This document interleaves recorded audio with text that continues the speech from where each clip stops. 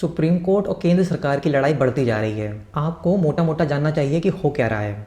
मैं आपको ऊपर ऊपर से बताता हूँ कि हुआ क्या है। एक्चुअली सुप्रीम कोर्ट ने एक फैसला दिया था। उसने कहा था कि राज्यपाल को किसी भी विधेयक पर 3 महीने के भीतर निर्णय देना होगा। अगर इस समय सीमा में या तो वो स्वीकृति दे दे या उसे वापस पुनर्विचार हेतु लौटा दे। अगर विधानसभा उसे दोबारा पारित करती है तो राज्यपाल को 1 महीने के भीतर स्वीकृति देनी होगी। एक और चीज़ जो मैं आपको बताना चाहता हूँ, उन्होंने इस फैसले को ऐसे स्टार्ट किया था। For instance article 75 of the constitution of Islamic Republic of Pakistan and article 1 section 7 of US constitution. उनका ये कहना था कि पाकिस्तान के 75वें आर्टिकल में और यूएस कॉन्स्टिट्यूशन के 7th सेक्शन में ये लिखा है कि अगर एक निश्चित टाइमलाइन के अंदर कोई राष्ट्रपति फैसला नहीं लेता है तो वो बिल को पारित मान लिया जाएगा।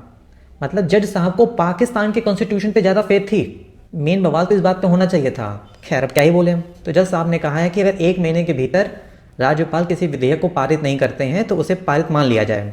राष्ट्रपति ने कहा है आपका ये फैसला संवैधानिक व्यवस्था के विरुद्ध है। अगर आपने ये रूल फॉलो किया तो फिर राज्यपाल और राष्ट्रपति की जरूरत ही क्या है। एक आखिरी चीज, एक और कानून को लेकर लड़ाई हो रही है, वो है अनुच्छेद 142। इसके तहत न्यायालय को पूर्ण न्याय करने का अधिकार मिलता है। तुम ये समझे, मतलब के तहत अगर सरकार कोई भी नियम बना ले पर लास्ट फैसला न्यायालय का होगा। वो केंद्र सरकार कोई भी नियम बना ले, हम लोगों का सुप्रीम कोर्ट उस नियम को बदल देगा।